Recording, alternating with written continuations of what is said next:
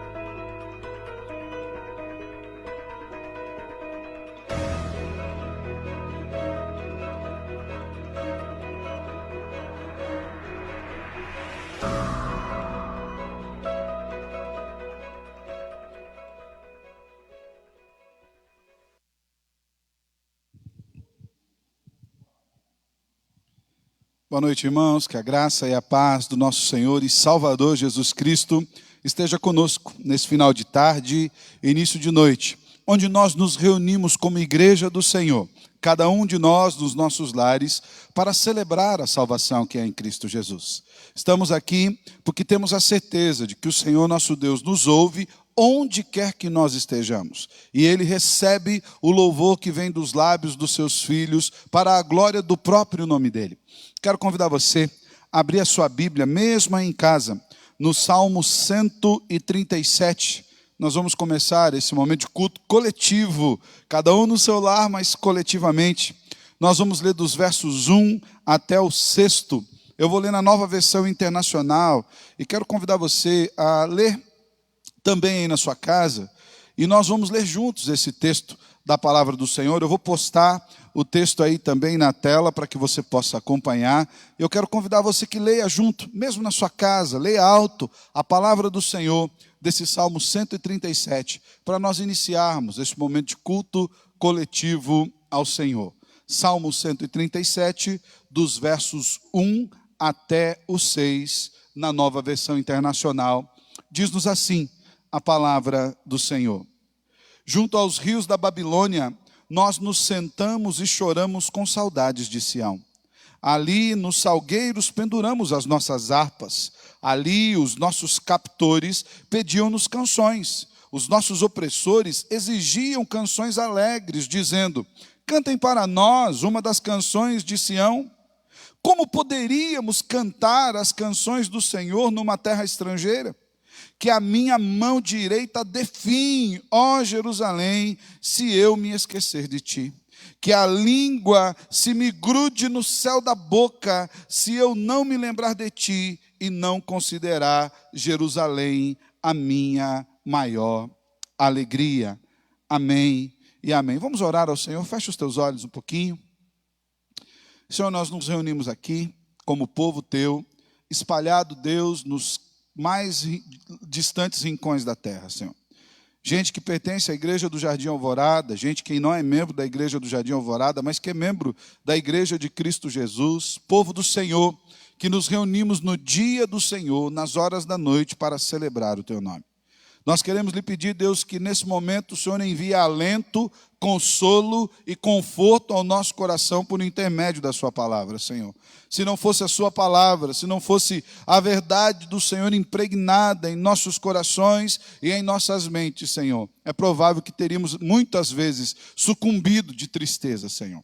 Mas nesse momento, nós cremos que o Senhor é um Deus que recebe o louvor do teu povo e tem um propósito para essa situação.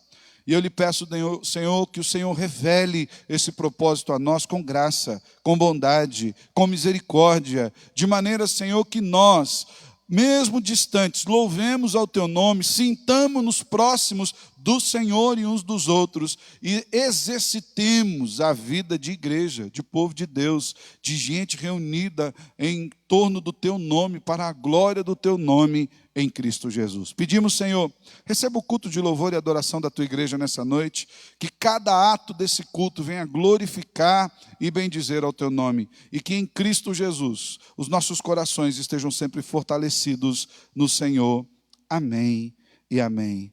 Glória a Deus. Irmãos, esse Salmo 137 é um salmo maravilhoso, mas também é um salmo de lamento. O contexto ali era um contexto de isolamento por conta do cativeiro babilônico. O povo de Deus estava afastado da sua terra, do seu lugar de adoração, e aquelas pessoas que os tiraram do seu lugar, da sua terra, de Jerusalém, de Sião, pediam para que eles cantassem louvores naquele lugar, mas o coração deles não se alegrava, não conseguiam se alegrar em cantar louvores ali longe da sua terra, porque o cântico deles, na verdade, era um cântico de tristeza. Mas o que mais me chama a atenção aqui, nesse texto da palavra do Senhor, são os dois versos 5 e 6. No verso 5 e no verso 6, o povo faz uma oração ao Senhor. Uma oração pedindo para que Deus não permita que eles se acostumem com a distância do culto solene, com a distância de Sião, que eles não se acostumem em não ir mais para Sião louvar e bendizer ao nome do Senhor. Verso 5 diz que minha mão direita definhe se eu esquecer de ti. Verso 6 diz que a língua se me grude no céu da boca se eu não me lembrar de ti e não considerar Jerusalém a minha maior alegria. Sabe, irmãos, eu confesso e tenho dito isso todos os dias, da saudade da congregação. Mas essa saudade precisa de fato ser um motivo das nossas orações. Nós não podemos jamais nos acostumar com essa distância.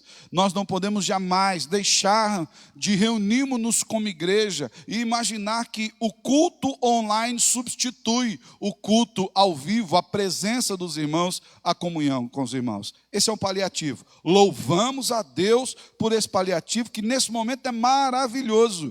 Nesse momento é fruto da graça e da misericórdia de Deus. Mas nós não podemos esquecer que o ajuntamento solene é quando o povo do Senhor se reúne todo para ir no lugar que é consagrado ao nome do Senhor e celebrar junto o nome do Senhor. O meu desejo é que durante esses dias, e pelo que eu andei observando os noticiários, é provável que nós tenhamos pelo menos mais 2 semanas assim, com esse nível de distanciamento, mas que durante esses dias o nosso coração nutre uma saudade, um desejo de voltar a congregar, que no dia que nós voltarmos a nos reunir aqui, nós façamos como o povo, lá quando Esdras abriu o livro e começou a ler, que nós choremos, nós nos alegremos pela maravilha que é poder nos reunir no lugar santo para bendizer o Senhor. Meu desejo é que o culto de hoje à noite gere saudade no seu coração.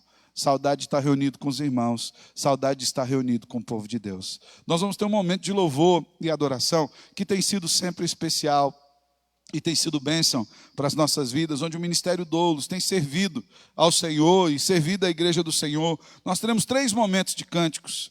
Um é um convite à adoração, mesmo na sua casa. A Iana e o Jean fazem um convite. Vem, essa é a hora da adoração.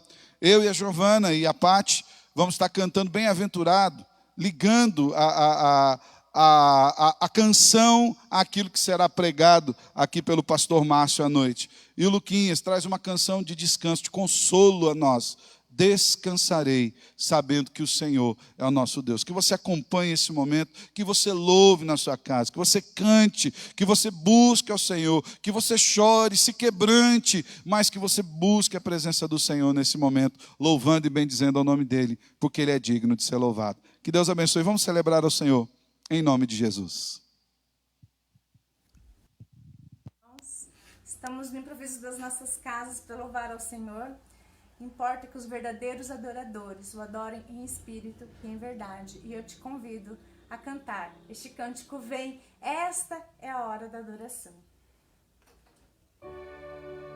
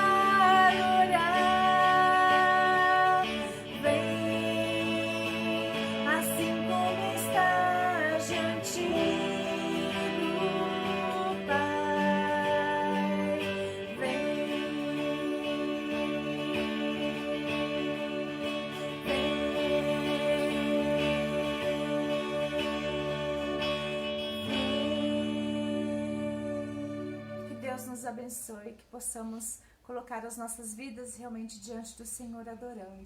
Fiquem com Deus.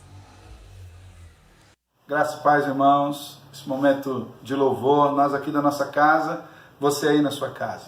Não é aquilo que nós gostaríamos de ter como ideal, na verdade, nós gostaríamos de estar todo mundo juntos, reunidos na igreja do Senhor, para louvar e bendizer em comunhão. Mas, na verdade, a comunhão de estarmos unidos no mesmo coração não atrapalha da gente louvar o Senhor. Mesmo distantes, estamos aqui, unidos num único coração. Hoje, o nosso Ministério de Música Doulos preparou também algo especial, pode estar nos ajudando aqui. Também tem o Hugão e o Dani, que gravaram em casa, né, os seus áudios. Você vai perceber que vai estar um teclado no fundo, guitarra, contrabaixo. Esses irmãos amados gravaram em casa. Tem a Isa, vem cá, Isa. Fala um oi ali. Oi. A Isa está nos ajudando aqui, ela é a nossa produtora de vídeo hoje, tá bom? Tudo isso porque nós queremos comunicar a você que nós amamos vocês, a igreja ama vocês, o Ministério Doulos e todos nós estamos a serviço da igreja, porque nós amamos e servimos também ao Senhor. Que você possa cantar essa canção com muita alegria. A canção é bem-aventurado. Bem-aventurado é todo aquele que ama e serve ao Senhor Jesus, que é o nosso único e suficiente Salvador. Cante com alegria ao Senhor.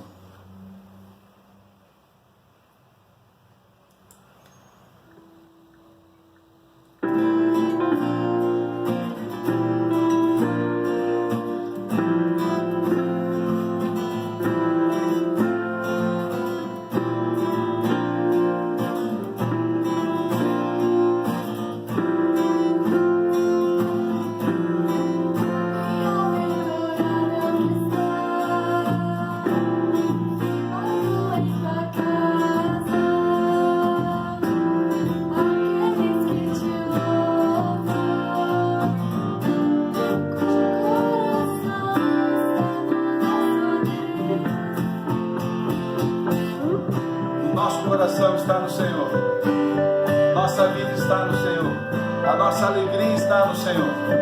Por isso bendizemos de todo o nosso coração, com tudo aquilo que temos e tudo aquilo que somos, no louvor ao nosso Deus que é digno.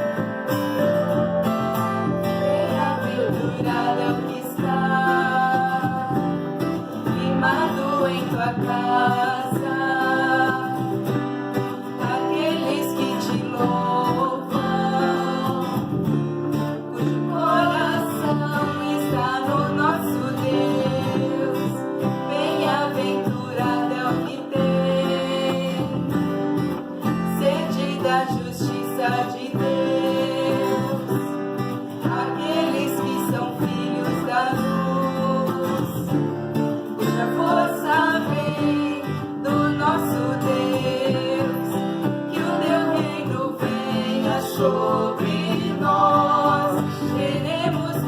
Glória sobre nós.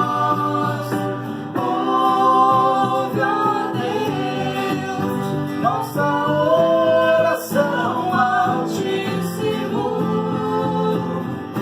Sai esta nação, é o clamor da igreja que te adora.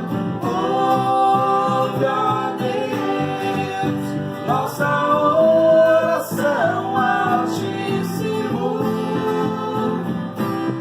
nesta nação, é o clamor da igreja que te adora.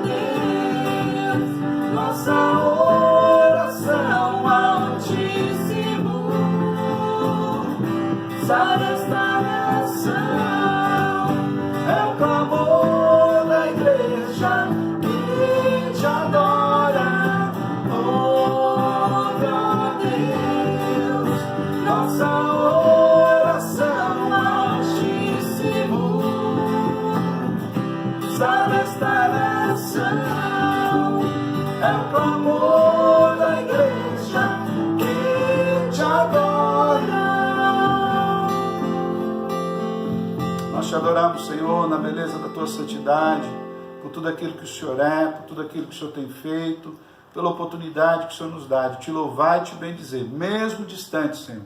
Nosso coração está perto um dos outros, e mais do que tudo, está perto de ti.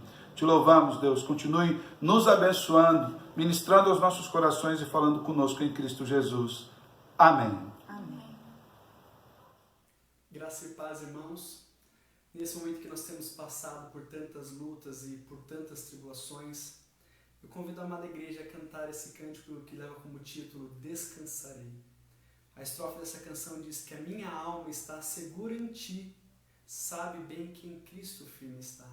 Que nessa noite a sua oração possa ser essa, que você possa estar entregando a sua vida ao Senhor e colocando toda ela na dependência daquele que sustenta todo mundo na palma das suas mãos. Amém?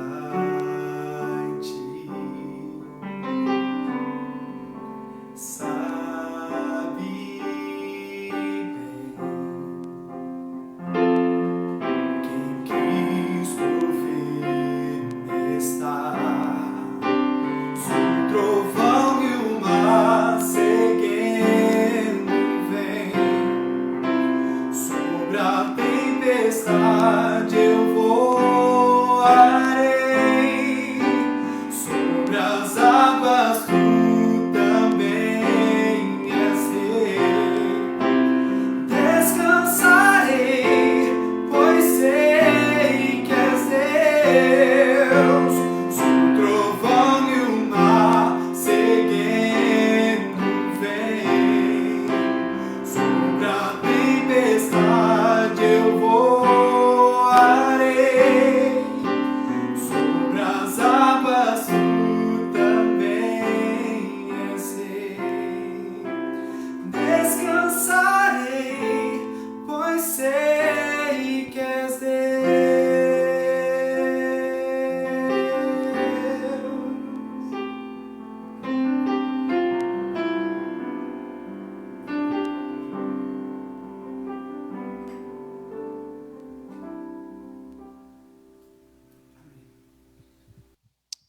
Graça e paz, irmãos. Nós descansamos na presença do Senhor. É Ele que nos dá o consolo. Não teríamos consolo se não fosse o Senhor, irmãos. Quero convidar você a fechar os teus olhos, baixar a tua cabeça e orar ao Senhor. Nós vamos ter um momento de intercessão pelo nosso país. Nós vamos ter um momento de intercessão pela nossa igreja, pelos irmãos. Nós vamos ter um momento de intercessão pelas pessoas que vivem em situação de rua. Um momento de intercessão pelas pessoas da área da saúde, dos transportes, aqueles que têm os seus comércios abertos e para abastecer a nação. Eu gostaria de convidar você a, nesse momento também, ter um momento de intercessão pela sua própria vida. Talvez nós façamos desse momento de crise um momento apenas de lamento. É claro, irmãos, que é um momento de lamentar e não há dúvida nisso. Mas o lamento não pode se transformar em murmuração. Lamento é o choro da esperança, sabendo que o Senhor nos restaurará. Murmuração é a reclamação pelo momento. Isso não pode tomar o nosso coração, porque Deus está no controle de todas as coisas. Se você puder fechar os teus olhos aí na sua casa, nós vamos ter mais uma palavra de oração nesse momento. Senhor, nós queremos interceder agora pela nossa nação. Queremos interceder agora, Senhor, pelas lideranças do nosso país. Pelo presidente, pelos senadores, pelos deputados, Senhor, pelo Supremo Tribunal, pelos governadores, pelos deputados estaduais, pelos prefeitos, pelos vereadores, Deus, espalhados por todo esse Brasil. Nós cremos, Deus, que cada uma dessas autoridades, sejam elas boas ou más, foram instituídas pelo Senhor, e a nós cabe interceder por cada uma delas, Senhor. É claro, Deus, que se for necessário, devemos levantar a nossa voz de maneira profética e apontar os erros, ó Deus. E por profetismo nós entendemos que é apontar a Tua palavra, a verdade das Escrituras. Mas também somos orientados pelo Senhor a orarmos pelos nossos governantes. Senhor, no momento de uma crise tão atroz, nós lhe pedimos, tenha misericórdia, Deus, guie a mente, o coração desses líderes, ó Deus. Eu acredito, Senhor, que somente pela Tua boa mão é que nós sairemos a bom termo dessa situação. Também quero lhe pedir, Deus, por aqueles profissionais que estão envolvidos, ó Pai, nas áreas de saúde, de transportes, de mantimentos, ó Deus, aqueles que precisam trabalhar atendendo a população. Tem misericórdia e visita-os com graça, Senhor. Que a Tua boa mão os fortaleça, que o Senhor tire dos seus corações o medo e que eles, Deus, sejam protegidos pelo Senhor. Da mesma forma, aquelas pessoas que estão em situação de rua, Senhor.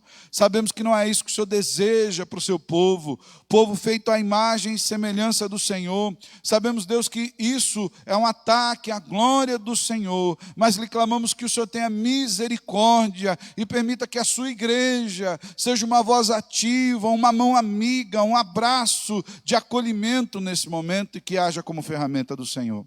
Também quero lhe pedir, Deus, pelos ministros da nossa nação, em cada uma das áreas que eles estão imbuídos de responsabilidade de cuidar. Deus, tem misericórdia, dá direcionamento e sabedoria a esses homens. Em especial, Senhor, quero lhe clamar pela vida da Tua igreja. Tira de nós todo e qualquer tipo de murmuração, Senhor. Ainda que tenhamos lamento pelo distanciamento, tristeza por não estarmos juntos aqui, reunidos como povo em comunhão, mas que isso não se torne de maneira alguma em murmuração. Antes, Deus, que nós encontremos a graça de celebrar ao Senhor por tudo aquilo que o Senhor tem feito e até mesmo pela tecnologia do nosso tempo, onde nós podemos nos reunir mesmo à distância. Abençoa Teu povo, Senhor, que no meio do mar revolto da adversidade nós nos encontremos contigo e com a Tua boa mão. É assim que nós oramos em Cristo Jesus. Amém e amém. Meu irmão, se você puder abrir a sua Bíblia de novo, no Salmo 46. Mas não sou eu quem lerá o Salmo 46. É o nosso irmão Anilton, juntamente com a sua família, que logo depois da leitura do Salmo 46 estará entoando o hino 254, sossegai. No meio do mar revolto, é o Senhor quem toma conta das nossas vidas. Abra sua Bíblia, Salmo 46, acompanhemos a leitura e cantemos o hino ao Senhor, na certeza de fé.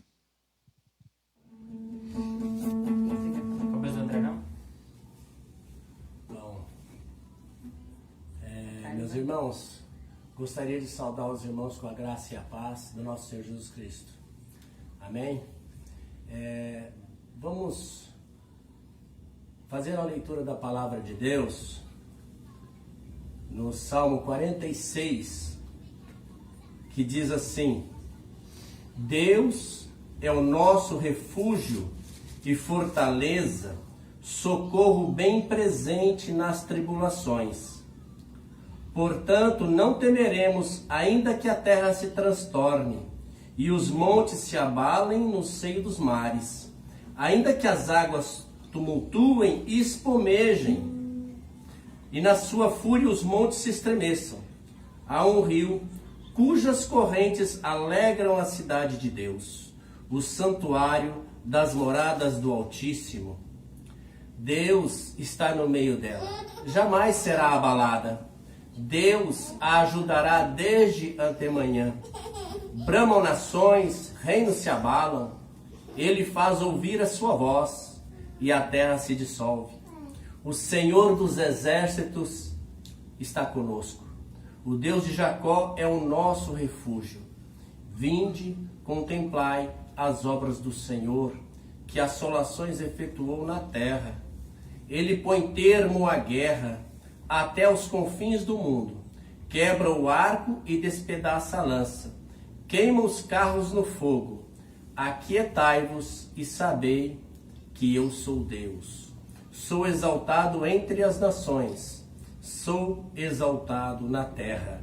O Senhor dos exércitos está conosco. O Deus de Jacó é o nosso refúgio. Amém. Estaremos cantando a música Mestre Mars e Revolta.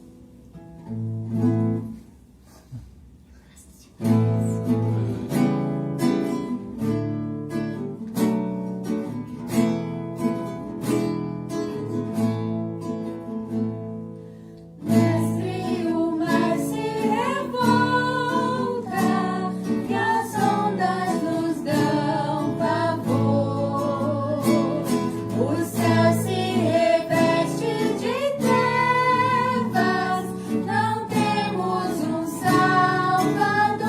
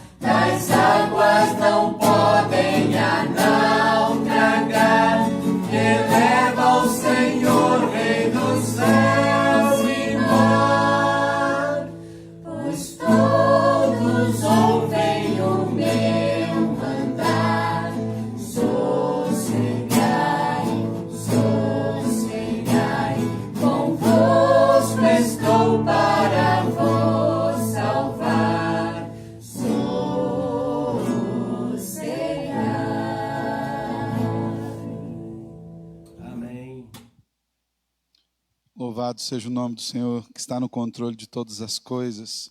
Vamos orar? Pedir que Deus abençoe o pastor Márcio nesse momento, vai trazer uma palavra aos nossos corações. Feche seus olhos aí na sua casa. Amado Deus, nós te louvamos por esse momento, te louvamos pela participação da tua igreja no louvor e na adoração. E queremos lhe pedir agora, Deus, que o Senhor use a vida do teu servo para trazer uma palavra do Senhor, de consolo, de fortalecimento, de orientação da parte do Senhor aos nossos corações. Edifica-nos, Deus, pela exposição das Escrituras, e que em tudo nosso coração esteja firme no Senhor para a glória de Cristo. Amém e amém. Amém.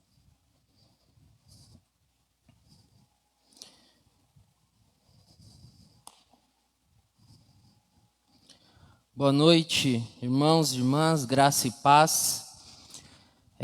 Nesse período da pandemia, onde nós estamos em quarentena, muitos pastores e pregadores aí via internet têm nos abençoado e sendo usado por Deus para trazer uma palavra de esperança, uma palavra de conforto, uma palavra de confiança. Eu e o pastor Alessandro fizemos muito isso durante esse período, mas hoje eu quero seguir aqui um outro caminho e trazer algumas lições que a igreja deve aprender na pandemia, ou deveria estar aprendendo diante da pandemia. Para isso, eu peço que você abra comigo a sua Bíblia no Evangelho de Mateus, capítulo 5, a partir do versículo 1. O Evangelho de Mateus, capítulo 5, a partir do versículo 1, diz assim a palavra do nosso Senhor e Salvador Jesus Cristo.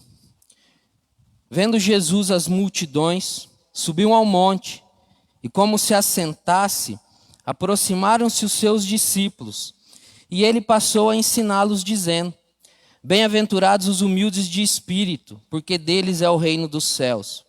Bem-aventurados os que choram, porque serão consolados. Bem-aventurados os mansos, porque herdarão a terra. Bem-aventurados os que têm fome e sede de justiça, porque serão fartos. Bem-aventurados os misericordiosos, porque alcançarão misericórdia. Bem-aventurados os limpos de coração, porque verão a Deus.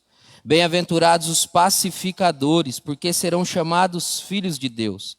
Bem-aventurados os perseguidos por causa da justiça, porque deles é o reino dos céus. Bem-aventurados sois quando, por minha causa, vos injuriarem e vos perseguirem, e mentindo disserem todo mal contra vós.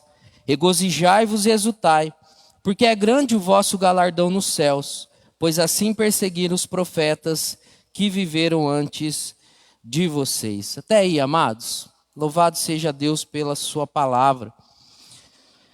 Essa semana, conversando com um pastor amigo, ele soltou para nós algumas visões que ele tem, algumas ideias que ele teve sobre quais as lições que a igreja deveria aprender nesse momento de pandemia.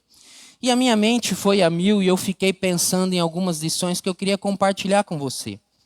A primeira lição é que a tecnologia digital, ela é uma aliada e não uma inimiga contra a proclamação do Evangelho do nosso Senhor Jesus Cristo. Por muito tempo, a internet ela foi vista de uma forma meio reticente. As pessoas não queriam saber muito desse mundo digital. A minha mãe mesmo falava toda hora para mim que a internet era do diabo e que a minha cabeça ia ser consumida por tudo aquilo que eu estava vendo e aproveitando aqueles momentos.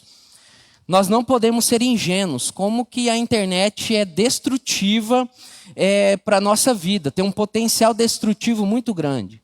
É só você olhar e contar quantas vezes você mandou o seu filho sair da internet num dia.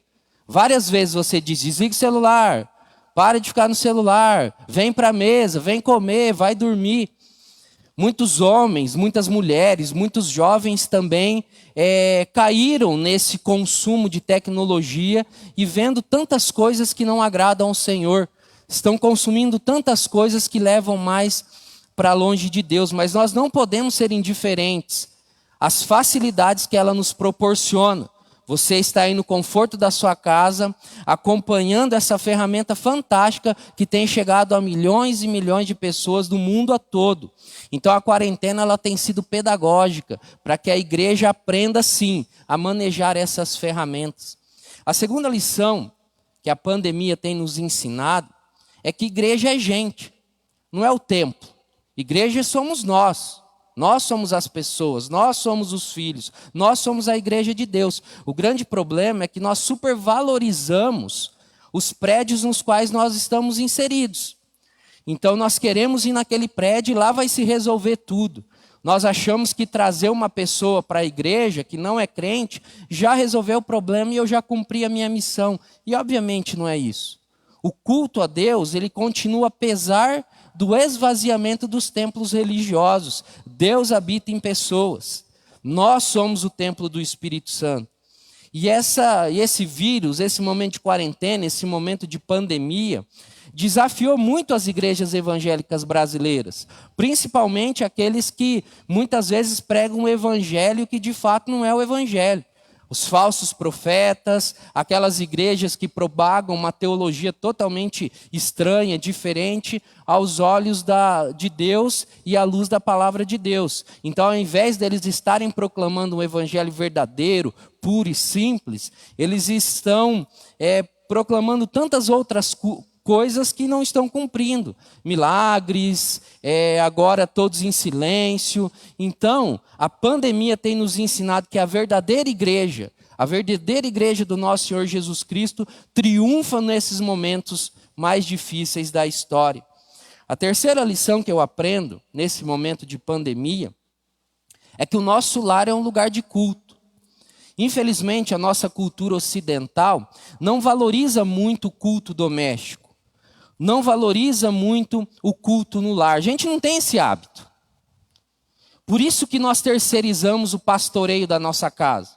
Por isso que nós terceirizamos a responsabilidade que nós temos para os outros. Então é o pastor que cuida do filho, é o pastor que cuida da família. E de certo, irmãos, nós estamos aqui para cuidar. Só que nós não estamos pastoreando, cumprindo o chamado sacerdotal que Deus nos deu. Então, esse período de quarentena trouxe à nossa memória esse nosso papel, essa nossa missão.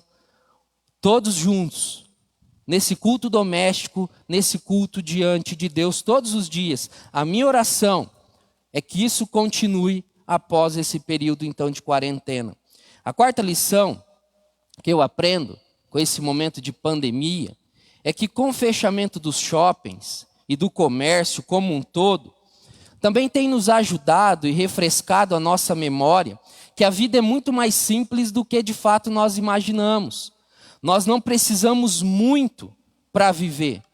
Nós não precisamos de luxo, de consumo, essa busca constante por alguma coisa que satisfaça o nosso coração. Então esse momento, tudo fechado, vem colocar em xeque aquilo que nós sempre achamos e pensamos que é a vida simples. Você não precisa ir longe. É só você olhar para os seus avós. Eles tinham uma casa simples, eles viviam numa simplicidade imensa, mas eles eram felizes. Eu sempre lembro da minha avó, quando a gente ia na casa dela, ela fazia um único café. E aquele café era doce, doce, doce, mas a gente tomava com o maior prazer. Hoje existe café de tudo quanto é jeito, de tudo quanto é forma. E as pessoas estão buscando até café que foi um animal que fez e você pega, moe aquilo e é o café mais caro do mundo. E nós vamos buscando essas coisas para tentar satisfazer o nosso coração. E nós sabemos que a vida é muito mais simples que isso. Nós não precisamos de muito para vivermos com qualidade. O apóstolo Paulo nos ensinou isso na sua carta ao jovem pastor Timóteo, quando ele disse que, tendo que comer e com o que cobrir, nós estamos contentes. Louvado seja Deus por isso. A quinta lição que nós temos aprendido é que durante a história, a igreja sempre abraçou as necessidades do mundo. Seja na criação de escolas, hospitais, asilos, orfanatos e inúmeras instituições de caridade.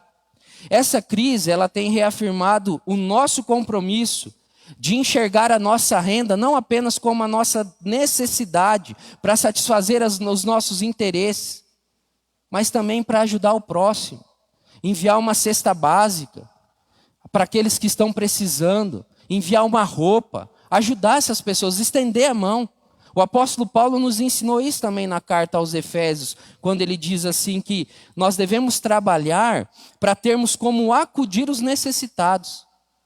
Então nós precisamos colocar isso na cabeça e no coração e investir na obra de Deus. A sexta lição é que o vírus está refrescando a nossa memória, que nós somos frágeis e nós somos finitos, desafiando-nos a dependermos mais com intensidade da soberania divina e abandonarmos todo tipo de teologia triunfalista, de uma postura arrogante, como se nós fôssemos a última bolacha do pacote. E não, nós devemos abandonar todas essas coisas e depender ainda mais dessa soberania divina. É nesses momentos que nós abrimos o nosso coração para Deus e mostramos quem nós somos. Quem nós somos. A sétima lição é que nós nunca devemos colocar as esperanças em autoridades políticas. Nós não devemos idolatrar de jeito nenhum Messias político, seja na China, na Itália, nos Estados Unidos, no Brasil. Todos erram e continuarão errando. A crise nos desafia a confiar ainda mais no Deus que é o único, suficiente e inerrante governador de toda a história. É nele que nós devemos confiar, é para ele que nós devemos olhar. A oitava lição que a igreja está aprendendo nesse momento de pandemia é que as crises também nos forçam a ser mais criativos. Às vezes nós fazemos as mesmas coisas, só que com uma criatividade absurda. Eu fico imaginando você aí o tempo todo tentando entreter o seu filho pequeno, porque ele está já maluco, ele já está com saudade da escola. Todo dia ele acorda e fala, mãe, não quero ir para a escola. E hoje ele quer ir para a escola, ele está com saudade. E aí você está criando um monte de coisa para entreter o seu filho em casa, para tentar fazer o dia passar, para tentar encher a cabeça dele.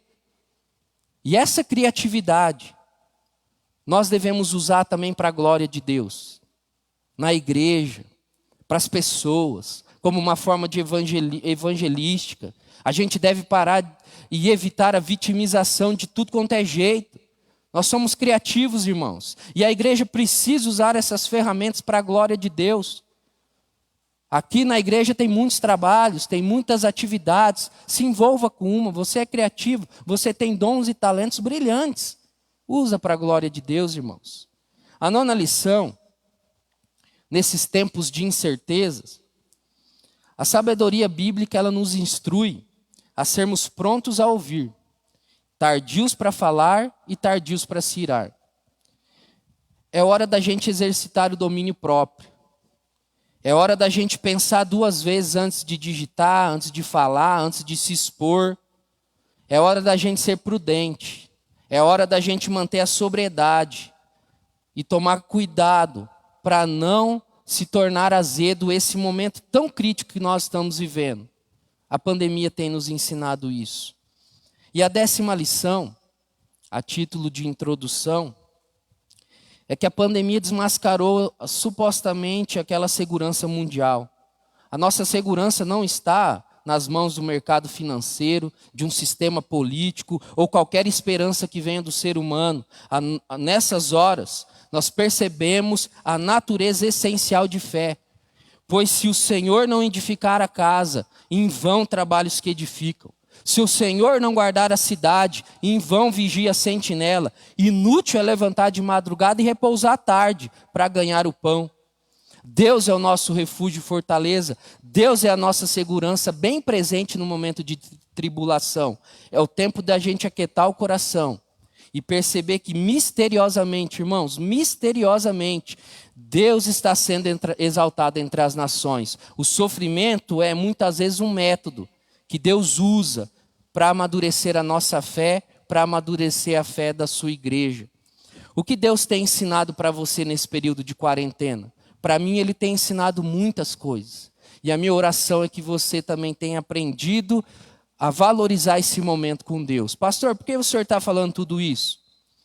Porque quando eu olho para o Sermão do Monte, o Sermão do Monte é muito rico, é muito precioso em lições que o próprio Jesus está ensinando para a igreja. São lições profundas que nós devemos aprender e guardar no íntimo, no coração. Nós precisamos, nesse momento de pandemia, olhar para o Sermão do Monte, olhar para as Escrituras, olhar para os ensinamentos de Jesus e guardar profundamente no nosso coração, irmãos. E Jesus ele está ensinando algo aqui fantástico. Jesus ele está diante da multidão e ele começou a ensinar sobre um reino, no qual ele é o governante. E ele quer que os seus súditos, os seus discípulos, os seus filhos vivam a cultura do reino de Deus aqui nessa terra.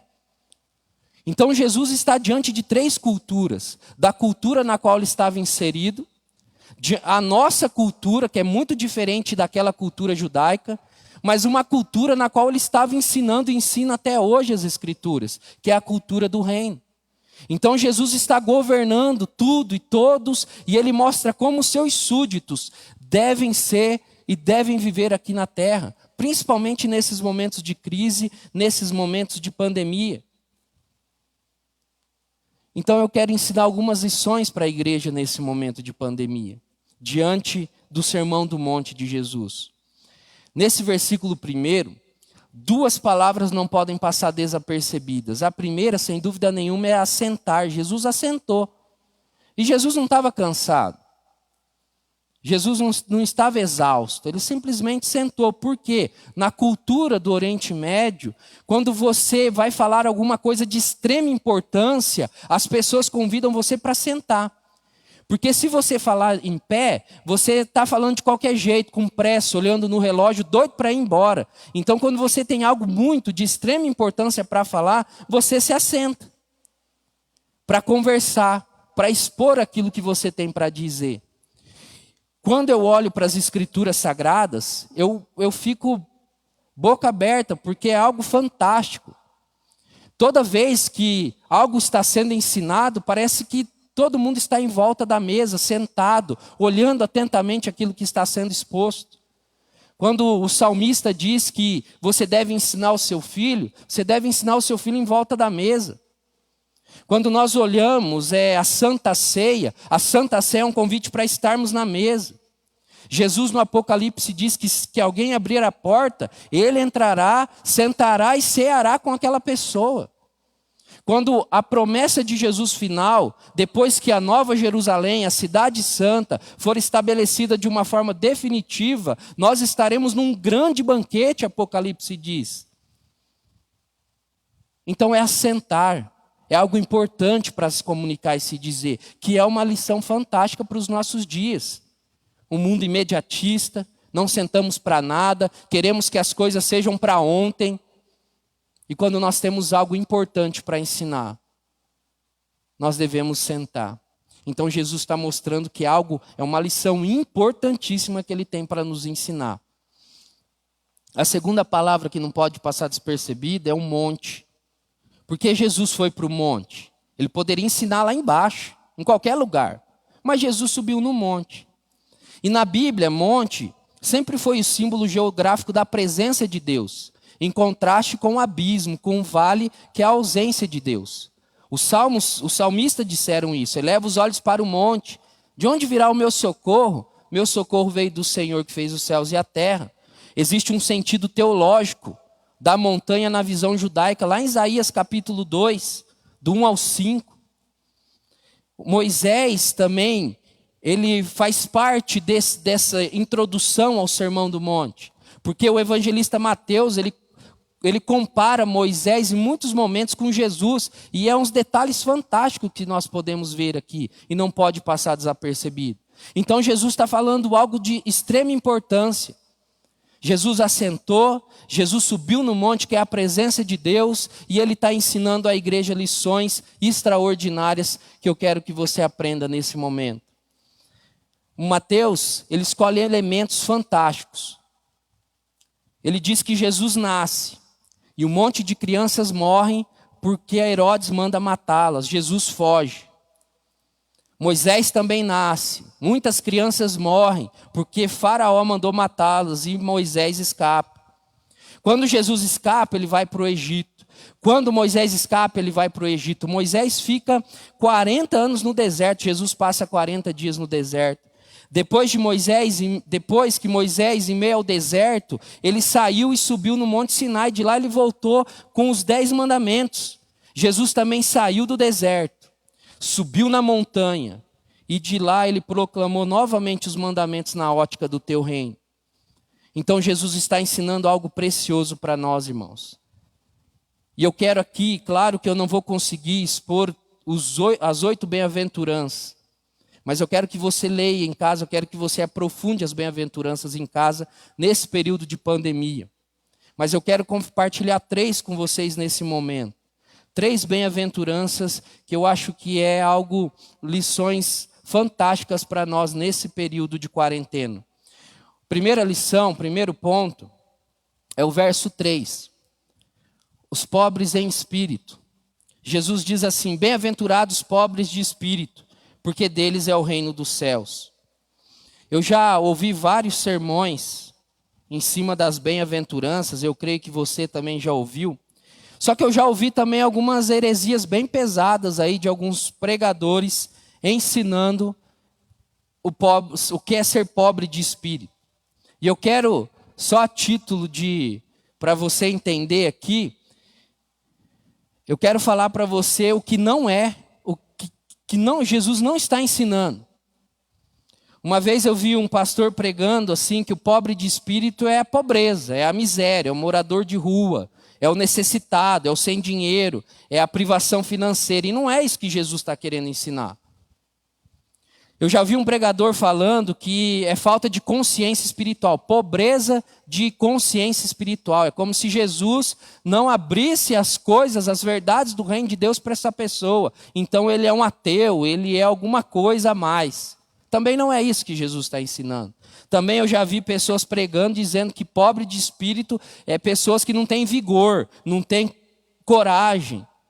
É aquela pessoa que não tem ousadia de fazer o que ele precisa fazer em nome de Jesus, como expulsar demônio, falar em línguas. Também não é isso que Jesus está querendo ensinar.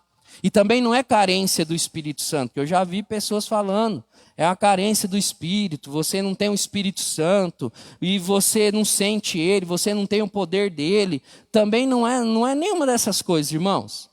Então o que Jesus está querendo ensinar sobre pobre de espírito? É uma expressão que a gente encontra no Antigo Testamento.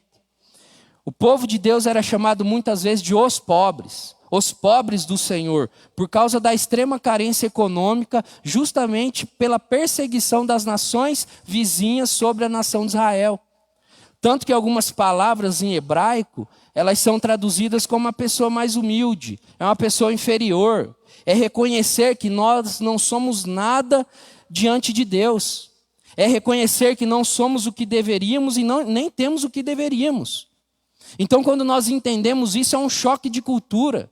Porque a nossa cultura é você ser, é você ter, é você conquistar, é você buscar. E Jesus está falando, não, você precisa perder para ser.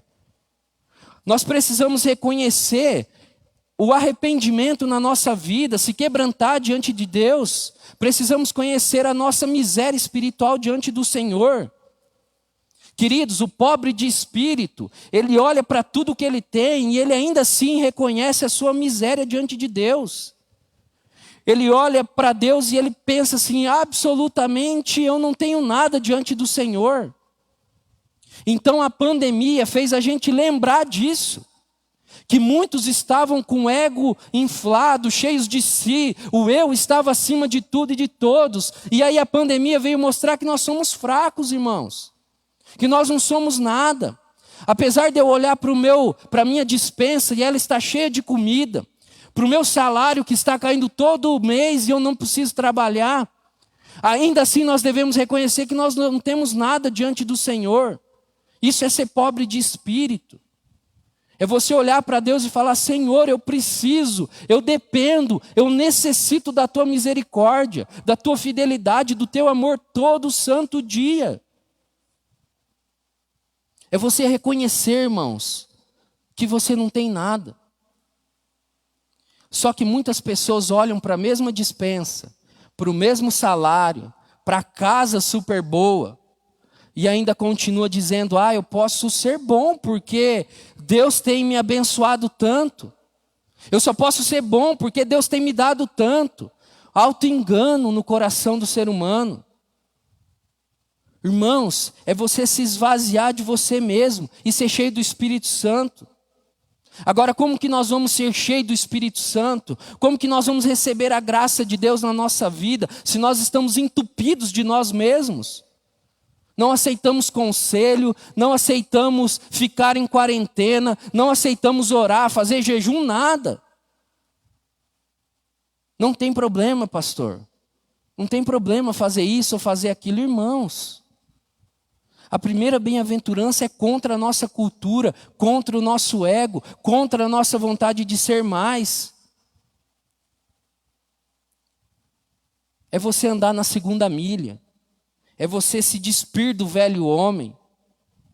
É você olhar para a glória de Deus e falar, nossa, quem sou eu diante dessa majestade? Quem sou eu diante desse Deus maravilhoso? Quem nós somos? E aí Jesus aqui no seu sermão, ele faz uma promessa para o pobre de espírito. Você que é pobre de espírito, para os pobres de espírito, o reino de Deus é deles. Irmãos, que fantástico. Não é qualquer um que vai entrando no reino de Deus falando, a casa é minha, é do meu jeito, funciona assim. Não. Quem está sentado no alto e no sublime trono não são os homens, não são os discípulos, não é o apóstolo Paulo, é o próprio Deus. E à sua direita o nosso Senhor e Salvador Jesus Cristo. É Ele que está sentado no trono, é Ele que tem o governo de todas as coisas. Então Ele sabe o que nós devemos fazer e o que nós devemos ser nesses períodos de pandemia. Pobres em espírito. E olhar para Deus, sabendo que Ele é o governante de toda a criação. O reino de Deus é dos pobres de espírito. É uma lição preciosa que nós devemos aprender como igreja nesse período de pandemia. A segunda lição que eu encontro aqui é o verso 6, que diz assim: bem-aventurados que têm fome e sede de justiça, porque eles serão fartos. A justiça, ela é um tema fundamental na Bíblia Sagrada. Essa palavra e o conceito de justiça aparece milhares de vezes por toda a Escritura. Os salmistas cantaram a justiça de Deus. É o livro bíblico que apresenta mais o conceito de justiça em todas as Escrituras, quase que uma centena de vezes. O Salmo 85 declarou isso, que fala que o amor e a fidelidade se encontrarão, a justiça e a paz se beijarão. O livro, um dos livros que nós chamamos autorais, que mais falam de justiça, é o livro do profeta Isaías. Isaías foi um pregador da justiça, com mais de 30 ocorrências no seu livro. O Isaías capítulo 32 traz a justiça, o efeito da justiça na vida do povo de Deus, na vida das pessoas de Deus. O outro profeta que fala muito de justiça é Miqueias. Capítulo 6 fala bem da justiça de Deus. E aí quando nós chegamos no Novo Testamento, a gente percebe que Jesus falou muito de justiça. Só no Sermão do Monte ele falou 5 vezes. E aqui é a primeira vez que ele fala da justiça. É a primeira vez que ele conversa com o povo, com os seus, de justiça. Só que também eu tenho andado aí nas redes sociais e visto alguns pregadores falando dessa justiça aqui. E alguns falam que é justiça social, que nós devemos estender a mão ao necessitado, só que não é essa justiça que Jesus está tratando. Embora a Bíblia diz que nós devemos sim estender a mão para o pobre, para os órfãos, para as viúvas, para os estrangeiros, mas não é essa justiça social que Jesus está tratando. Também não é justiça que eu vou conseguir nos tribunais. Eu vou levar para a justiça porque eu estou certo no processo e eu vou tirar tudo daquele homem e não vou deixar nada com ele. Ele vai ver, ele não vai nem poder ver o filho. Não é essa justiça. Porque essa justiça ela atrasa, ela anda devagar.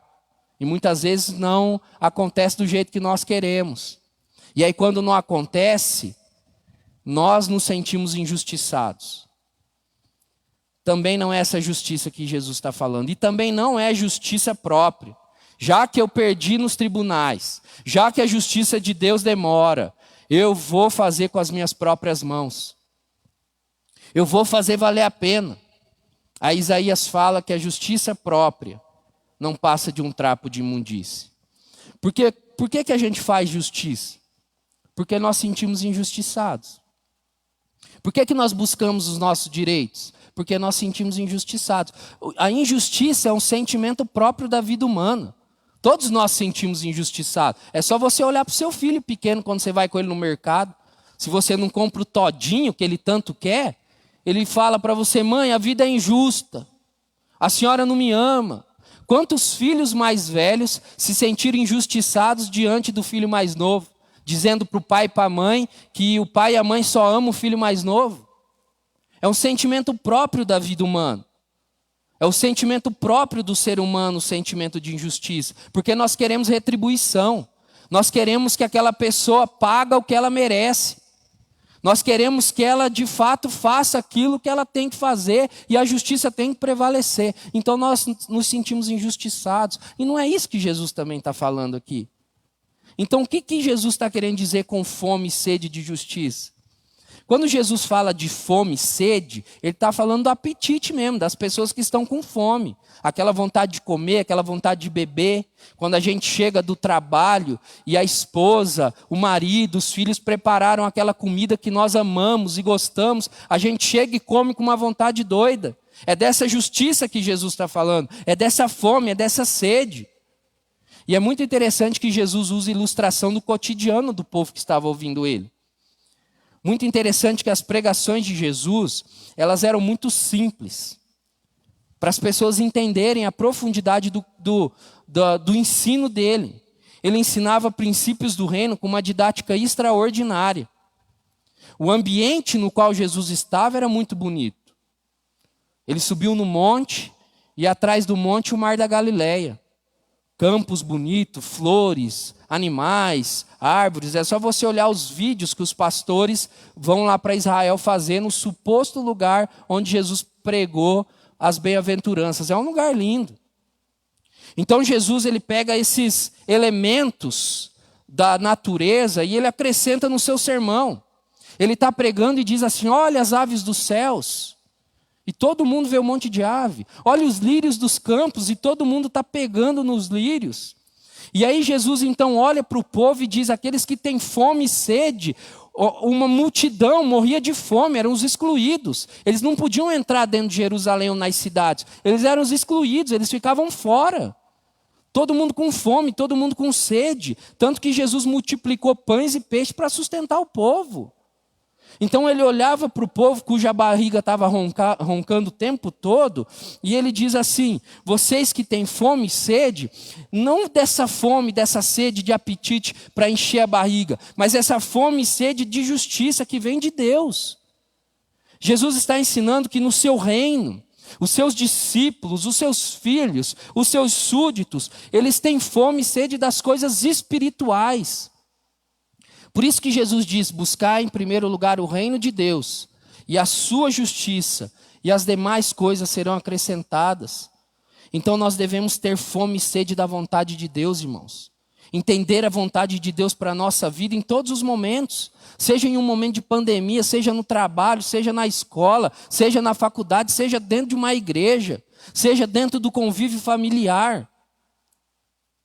Eu vou te falar uma coisa. Essa pandemia tem nos ensinado também, ensinado a igreja, a gente buscar essa justiça que vem de Deus. A gente buscar a vontade de Deus para nós. A pandemia fez a gente se arrepender diante de Cristo. Nações se convertendo, pessoas se dobrando diante do Senhor. Essa fome, essa sede de Deus, essa busca constante pelo Salvador. Nós devemos ter sede de Jesus, irmãos. Só que infelizmente eu olho para um monte de irmão dando desculpa. Desculpa para ler a Bíblia, desculpa para ir para a igreja, desculpa para assistir um culto online. Não aguenta ficar 50 minutos vendo uma pregação. Cheio de desculpa. Aí eu olho para essas pessoas e eu falo, eles têm fome e sede do quê? O celeiro está cheio, a conta bancária está cheia e a justiça está sendo feita. Tem fome e sede do quê, irmão? Nós devemos buscar a fome, ter essa fome e ter essa sede de Deus. Mas não, nós ficamos assim, que os chineses o povo traga justiça. O que é isso, irmãos? Nós devemos esperar a justiça que vem dos céus, que é o próprio Deus manifestando na vida humana.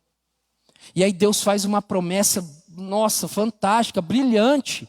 Bem-aventurados os que têm fome e sede de justiça, porque eles serão fartos. Eles estarão satisfeitos, porque a justiça não é a justiça humana, não é a minha justiça, não é a minha vontade, mas é a justiça que vem dos céus. Para um monte de gente faminta, Jesus ele faz uma promessa fantástica: vocês serão fartos. Esperem a justiça que vem sobre vocês. Esperem a justiça divina no meio de tanta injustiça. É Ele que está no controle. É Ele que vai julgar vivos e mortos. É Ele que enviou o seu Filho Jesus para entrar na história e morrer por nós. É Ele que vai trazer a justiça definitiva. Muitos jovens me perguntam assim: pastor, por que Jesus não traz a sua justiça no meio de tanta maldade, fome, guerra, pandemia, doença sem fim? Eu sempre lembro uma reflexão de C.S. Lewis nesse momento. Perguntaram para C.S. Lewis por que Deus não acaba de uma vez com os injustos. Aí C.S. Lewis respondeu: com quem ele começaria? Porque quando ele começar com um, ele vai chamar todos. Todos estarão diante dele. Porque não há um único justo nesse mundo, irmãos. O único justo que andou e pisou nesse chão foi Jesus. O justo que morreu injustiçado. Ele veio para os seus e os seus não receberam. Ele tinha todas as pautas em jogo, todos os argumentos para condenar e para injustiçar todo mundo. Mas Jesus foi como uma ovelha para o matadouro e derramou o seu sangue sobre a minha vida e sobre a sua vida, porque a justiça de Deus é perfeita e nós devemos esperar essa justiça se manifestar de uma vez por todas. Então que você busque essa justiça, que você tenha fome e sede dessa justiça divina e que Deus possa manifestar no momento no qual Ele já planejou para a vida humana. E por último, a última lição que eu aprendo aqui em meio à pandemia é o verso 9. Minha oração é que você leia as outras bem-aventuranças em casa e se aprofunde, irmãos. Se aprofunde nelas. O pastor Alessandro já fez uma série do Sermão do Monte. Pede para ele envia o sermão para você. Eu tenho o meu sermão que eu envio para você. Se aprofunde, estude. Não deixa as outras bem-aventuranças passarem desapercebidas. O verso 9 diz assim, o último ponto, a última lição. Bem-aventurados pacificadores. Vou ler de novo. Bem-aventurados pacificadores, porque serão chamados filhos de Deus. Irmãos do céu, essa bem-aventurança nos dias atuais está sendo difícil cumprir, porque o sangue sobe. Queremos ter a razão, queremos que aquilo que acreditamos e defendemos prevaleça. Ainda mais nesse período que tem tantas discussões sobre política, igreja, religião, doutrina. Então a cultura na qual nós estamos inseridas é uma cultura de violência. Os personagens mais conhecidos nos dias atuais aí são chamados super-heróis. A Marvel, a DC, a Liga da Justiça. E eles estabelecem a paz como? Através da violência. É só você deixar o seu filho novinho assistir um desenho dos personagens dos super-heróis. Quando acaba o desenho, ele sai de lá chutando os outros, batendo nos outros, dando soco, porque na cabeça dele ser violento traz a paz. Estabelece a paz.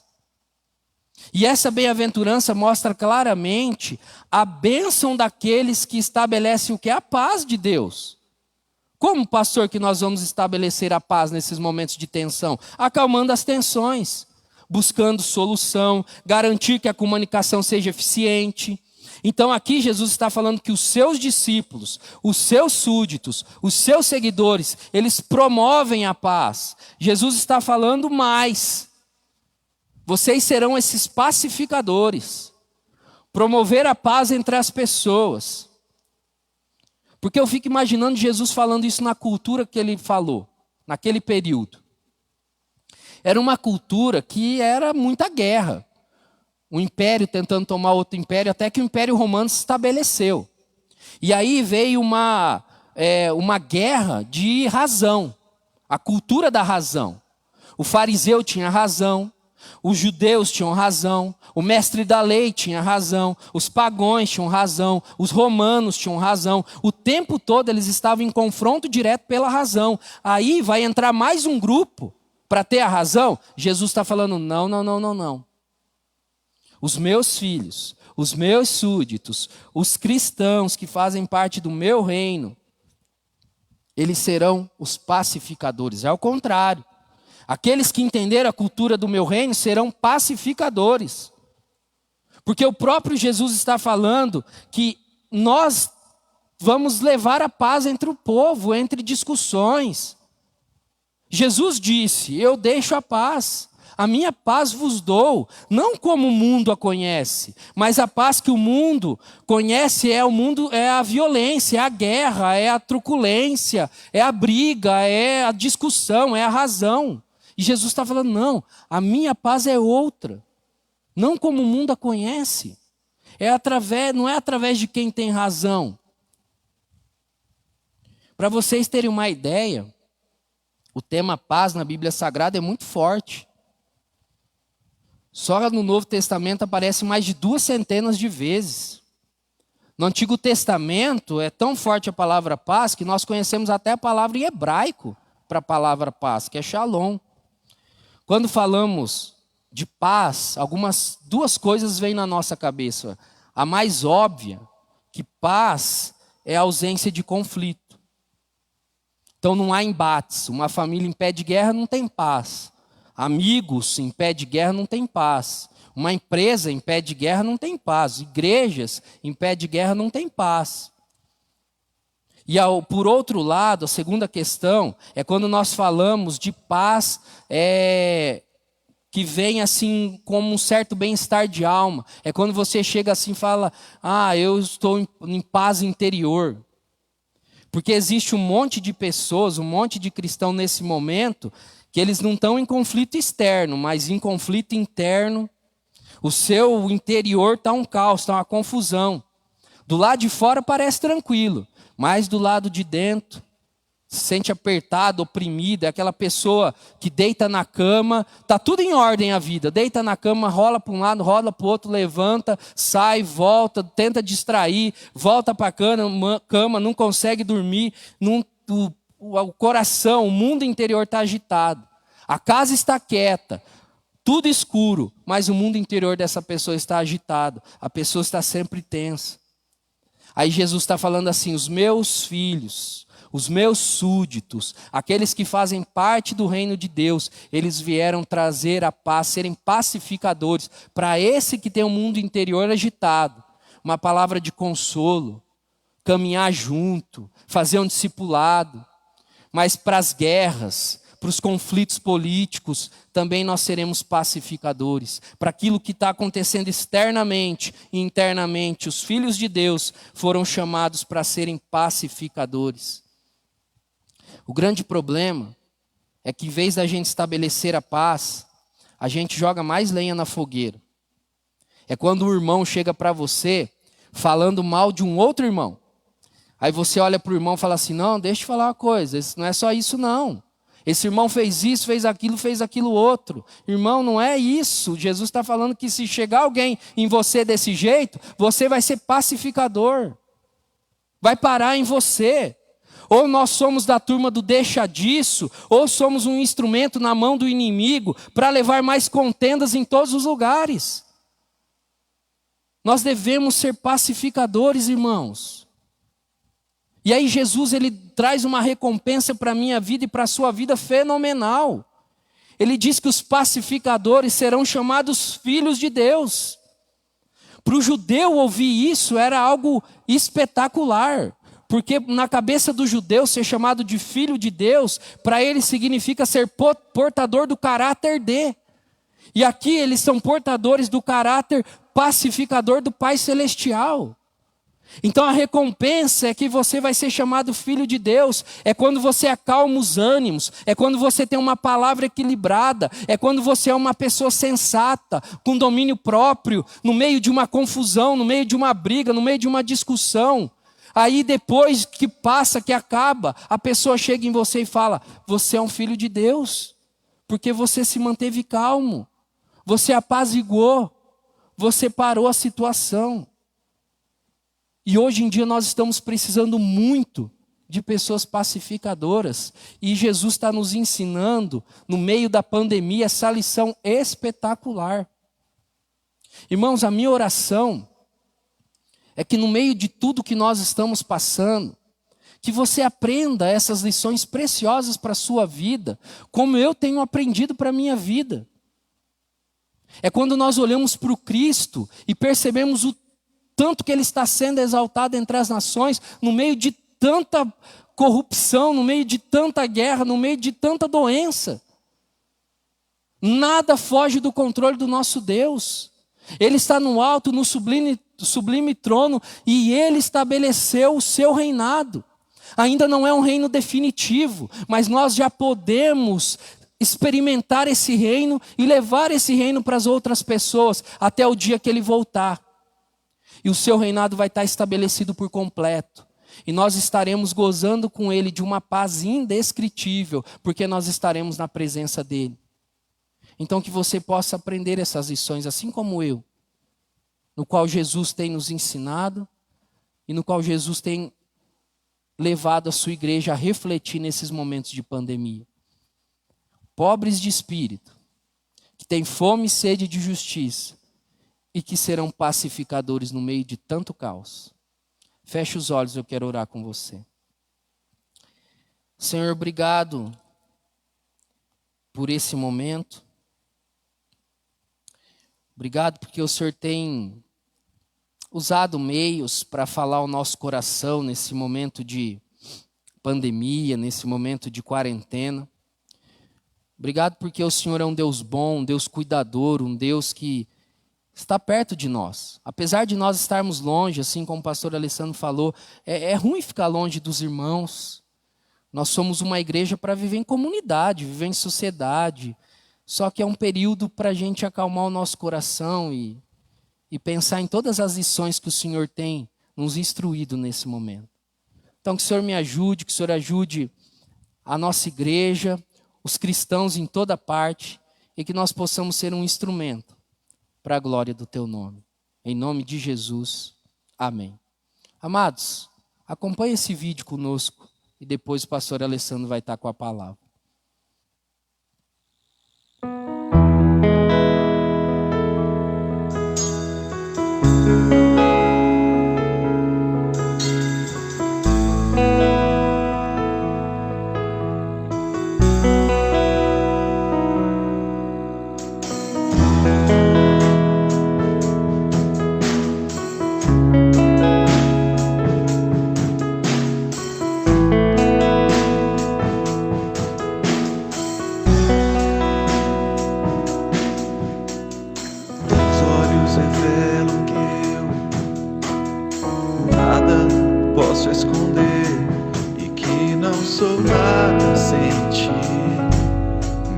Ao Senhor,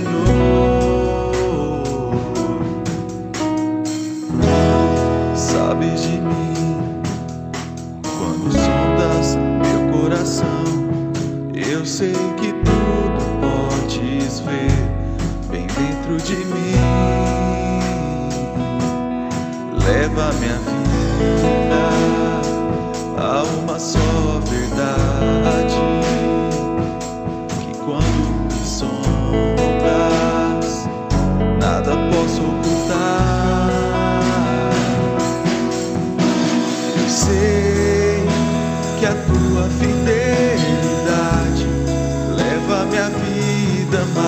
mais além do que eu posso imaginar. Sei e não posso negar que os teus olhos sobre mim me enchem da tua paz.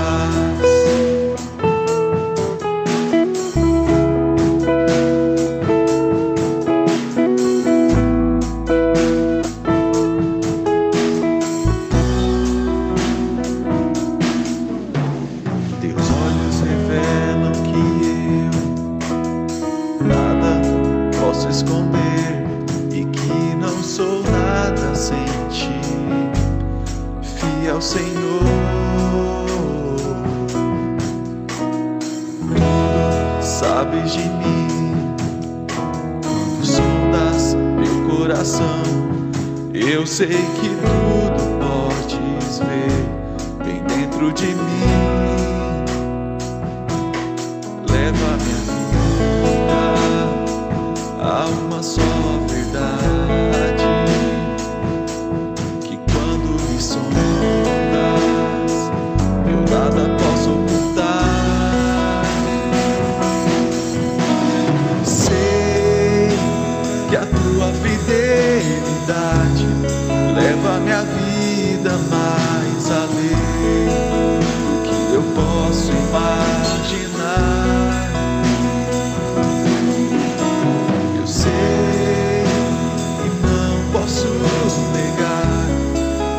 Teus olhos sobre mim me enchem da tua paz, que os teus olhos sobre mim me enchem da tua paz, que os teus olhos sobre mim me enchem da tua paz.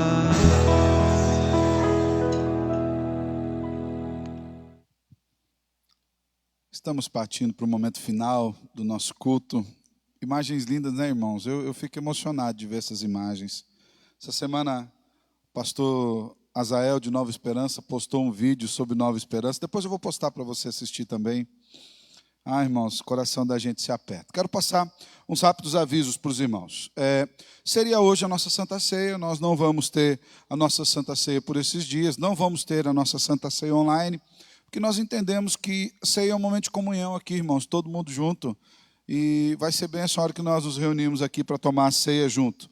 Também nós vamos conversar durante essa semana, eu vou conversar com o conselho, ver como nós vamos fazer a nossa programação de Páscoa. Mas é muito provável que nós vamos ter um culto da ressurreição no domingo pela manhã, só vamos ajustar um horário, e você prepara aquela mesa gostosa na sua casa e come com a sua família depois. E depois à noite nós vamos ter o culto também de Páscoa, falando sobre a vitória de Cristo Jesus na cruz do Calvário e a sua ressurreição. A Paty pede para avisar que durante a semana nós estaremos enviando mais videozinhos para as crianças, né? A Elsie fez um videozinho lindo, a Paty fez outro videozinho lindo. Nós queremos ajudar você a cuidar das suas crianças. O pastor Márcio falou muito bem da preocupação que os pais têm com as crianças durante esse período. Essa semana enviamos mais um videozinho para você também. Amanhã nós enviamos os links do culto, mensagem, áudio, boletins também. Enviamos também a questão da conta da igreja, dentro do grupo da igreja, para aqueles irmãos que querem dar os seus dízimos e as suas ofertas, tá ok? O diácono Márcio pede para que aquelas pessoas que tenham material de higiene pessoal, toalhas, principalmente roupas masculinas, para doar, que você fale com ele. Pode entrar em contato direto com o diácono Márcio, que ele vai passar na sua casa, retirar, para levar para as pessoas que estão alojadas ali no ginásio Chico Neto, aqui em Maringá, tá ok? Peço que você também preste muita atenção nas informações do nosso grupo de WhatsApp da igreja. O nosso grupo mudou. Agora ele virou o nosso mural de informações. É ali que nós nos comunicamos com os irmãos. Preste atenção nos pedidos de oração que ali estão e você esteja orando por esses irmãos também. Divulgue as nossas mídias sociais. Nós estamos atuando um pouco mais nas mídias sociais nesse momento. WhatsApp, o próprio Facebook, YouTube, Instagram. Instagram nós temos tanto da igreja quanto do movimento 70x7, que é o do trabalho dos jovens. Então que você divulgue, que você aproveite isso como uma ferramenta evangelística. Talvez você convidar aquele amigo seu, ele não queria vir na igreja. Então leva a igreja para ele. Falou, assiste a igreja aí na sua casa. Depois o Senhor vai trazer ele no devido tempo, tá ok? Também a gente pede que aqueles irmãos que porventura tenham alguns materiais em casa, que talvez você não use mais, aquela câmera filmadora ou fotográfica mesmo, que serve como filmadora e que você já substituiu ela pelo seu celular, se você puder doá-la para nós, ou pelo menos para que nós façamos um teste, para que nós façamos as nossas transmissões posteriores a esse momento de Covid. Aqui o Xandão, que está nos ajudando, aqui ele está trazendo todo o equipamento dele, irmãos. Eu não vou nem falar para você o preço da câmera que está filmando a gente aqui, que você vai ter medo aí do outro lado, assistindo, vai aí do outro lado. E nós não vamos poder ficar com essa câmera, tá ok? É uma câmera do serviço dele, que está no momento, como ele também está ali com o nível de serviço mais baixo, ele pôde nos emprestar. Mas até mesmo nós precisamos aqui de uma ou duas câmeras, já conseguimos um monitor, já conseguimos dois hubs e modems, né? Já conseguimos também uma TV de 45 polegadas que nós vamos usar para o nosso quadro de avisos. Enfim, irmãos, nós estamos, se os irmãos estiverem em casa e não estiverem usando, traga aqui para a gente, vai ser de grande valia. Conseguimos computador aqui. Eu passei para o Lennon, ele juntou as peças do computador, falei, você faz um robozinho, um carrinho, alguma coisa, monta, o que sobrar faz o computador, ele está lá terminando de montar o computador e vai trazer para cá também. Vai ser bênção, irmãos. Tudo aquilo que nós não precisamos gastar é bênção do Senhor. Também quero lembrar, em oração, a Kátia, esposa do nosso diácono Melk, acabou de me mandar um aviso de que ela não está bem de saúde, parece que ela está com alguns sintomas do vírus, do Covid, e ela teve contato com crianças também que têm esse sintoma, ela inclusive está afastada do emprego momentaneamente. Nós vamos orar agora pela Kátia, orar pelo nosso irmão Márcio, da Laís, que está com dengue, irmãos, em casa. Eu falei hoje de manhã, ainda tem pessoas adoecendo de outras coisas que não é o Covid. Tem gente ainda morrendo e sofrendo de outras mazelas que não seja o Covid. Ora pelo nosso irmão Márcio, também pela Claudiane, que teve uma infecção nos olhos, e o Davizinho, que estava com sintomas de gripe também, que você esteja orando por ele. Nós vamos orar agora, encerrar esse momento de culto coletivo. Nós enviamos demais informações para os irmãos sobre a programação do final de semana pelo nosso grupo de WhatsApp, tá ok? Então fique bastante atento, não afaste-se da comunhão com os irmãos, manda aí o zap para o irmão, manda um abraço, um beijo. Nós temos ali os aniversariantes da semana que já foram postados, entre em contato com os irmãos também, essa comunhão para nós é importante. Se você puder, feche os teus olhos ali na sua casa, quero orar com você e pedir que o Senhor o abençoe com graça e misericórdia. Amado Deus, nós te louvamos por esta noite, mais uma vez te bendizemos pela oportunidade que temos de estar juntos, cultuando ao Senhor, bendizendo ao Senhor, aprendendo na tua palavra, Senhor, louvando, celebrando, sabendo que em todos os momentos da nossa vida o Senhor está no controle de tudo. Que assim como nós recebemos a palavra nessa noite, pelo teu servo, pastor Márcio, Deus, que nós de fato tenhamos e tiremos lições profundas desse momento, e que as principais lições nos levem aos teus pés, nos levem a adorá-lo, a servi-lo mais, a ansiar pelo Senhor, ter fome do Senhor cada dia mais. Quero lhe pedir que o Senhor abençoe a semana dos teus filhos, Deus, aqueles que vão precisar sair dos seus lares para trabalhar, seja na empresa ou qualquer outro lugar, aqueles que estão envolvidos com saúde, aqueles que estão trabalhando em home office, Senhor, que é uma modalidade muito diferente para nós e às vezes gera até algum tipo de estresse. Visita a tua igreja, Deus, visita teu povo, que eles sejam bênçãos, sal e luz, onde quer que eles estejam, Senhor, e que o Senhor nos guarde com a tua graça, com a tua paz, com a tua bondade, com a tua misericórdia, Senhor. Seja com teu povo espalhado por toda a face da terra, e onde chegar essa mensagem do teu evangelho, que o Senhor haja pelo poder do teu Espírito Santo ali. É assim que nós oramos, em nome de Cristo Jesus.